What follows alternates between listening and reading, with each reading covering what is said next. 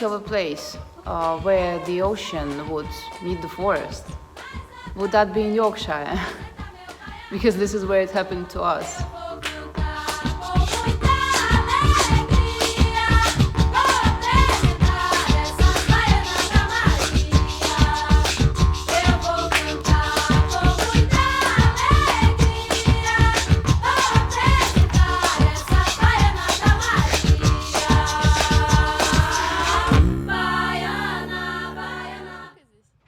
This is the Yorkshire surroundings. I think it is one of the most beautiful countrysides which I have ever been to.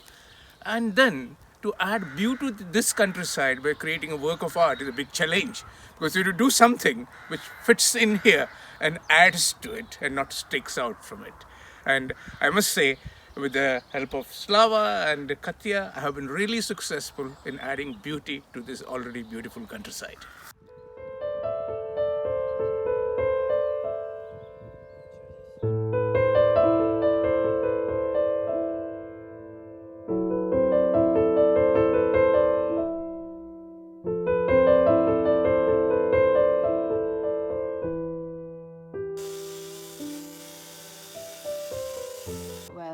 Slava and I were invited to come to Yorkshire and to help an artist, Subodh Kerkar, to create his sculptures and build objects of art. We were more than happy to join and to provide all the technical support, everything that's needed to be of any sort of help, and to create something that we wouldn't have created on our own. This is something magical. This is how the two woodworkers from Russia, the Goan-based artists and an amazing site in Yorkshire have met.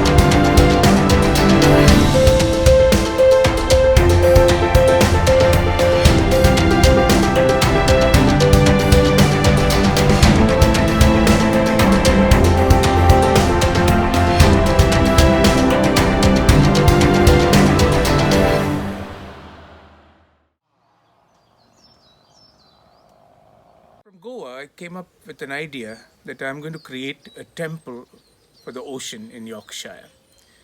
That's because ocean has played a very important role in shaping cultures, and the culture in Yorkshire is no exception, because here the Vikings came in the 10th century to the North Sea, and they influence the culture here to a great extent, so much so that there are more than 2,000 places here which are Viking names.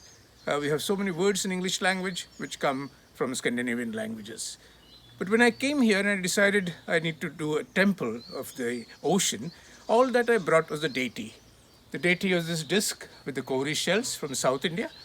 So they arrive here.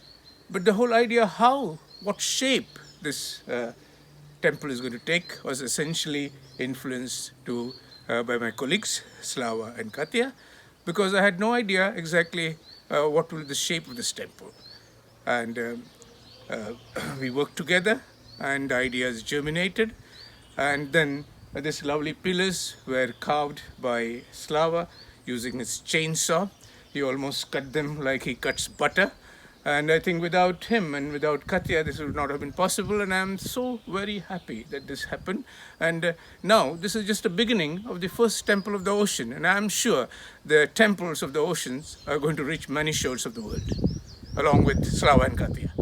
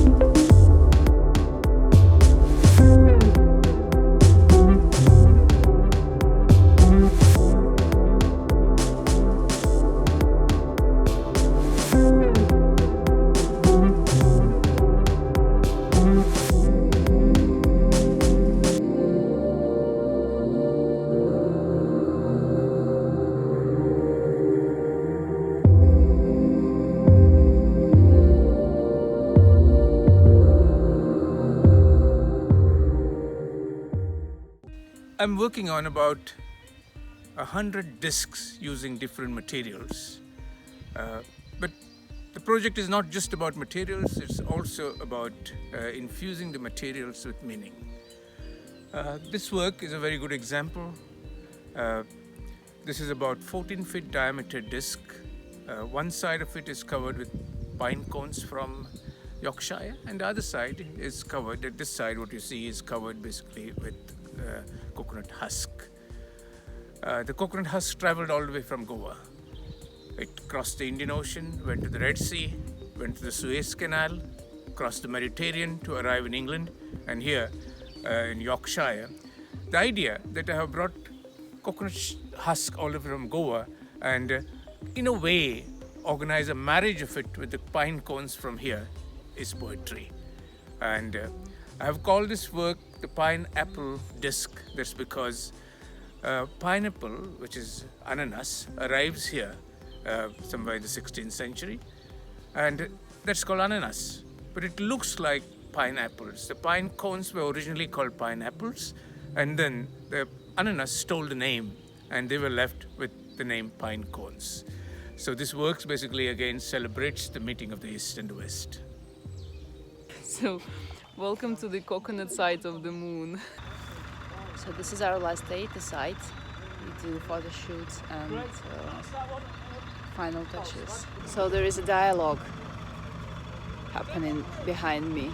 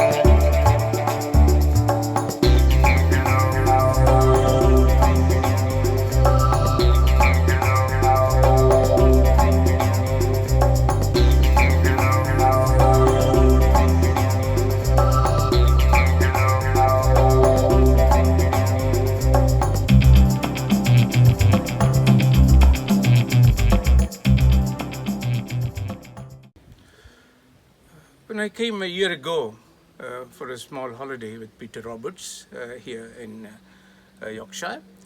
He took me for a walk, and he owns a large forest, and there were a lot of trees which were cut in order to create space for planting trees which were meaningful to him, because he wants to create a kind of a forest with trees of all varieties from all over. So some of the pine trees were cut, and the wood was supposed to be used for firewood. So I really loved these logs, and I said, why not create some art with it? And he agreed, and that's how I'm here. This work is called Dialogues, D-I-A-L-O-G. This work is made out of logs, and it's called Dialogues. It's a very political, social statement. If we were to describe the present world in two words, these words are telecommunication and terrorism.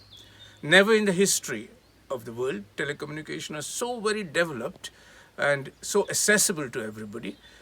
But in spite of that, there is terrorism, because I believe that terrorism is a product of non-communication between groups, nations, societies, ideas, religions.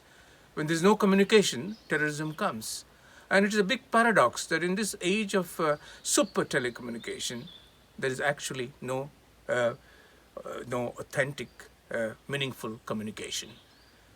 People talk on the mobiles, people keep talking, but the dialogue is missing. And I basically believe that dialogue is the root of reconciliation, of understanding amongst societies, about nations, and dialogues are most essential. Many a times you get a feeling that we are living in a world of monologues. And this work essentially stresses the need for dialogues.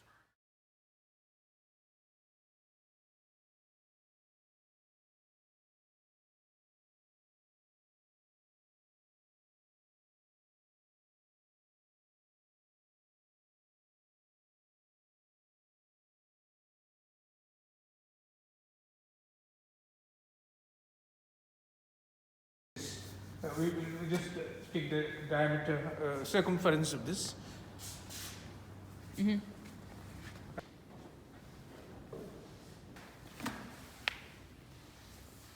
Wordsworth.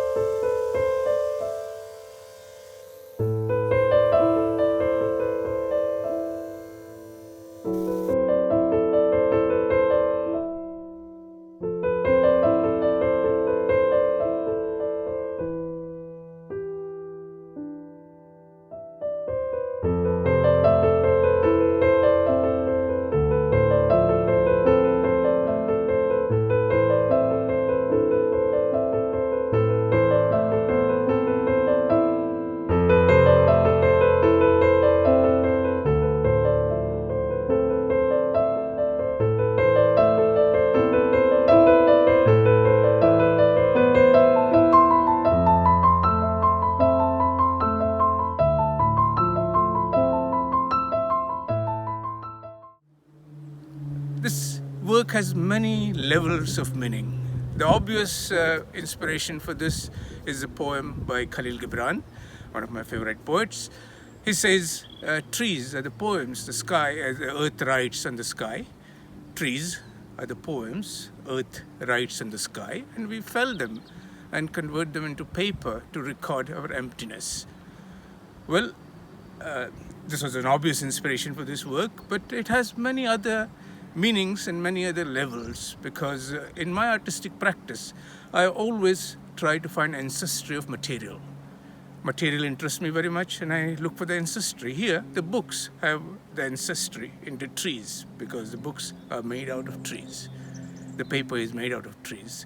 The tree is a kind of a mother, and it's like homecoming for the books, getting back in the womb of the mother. this is a work which is also talking about a message to protect environment, to protect trees, to plant more trees. And I'm very glad that here in the Himalayan gardens, the owner, Peter Roberts, has been a very enthusiastic tree planter. He has planted thousands of trees and keeps planting. The tree planting activity is going on in full swing here. And I think, as you say, you have to walk the talk. It actually happens here.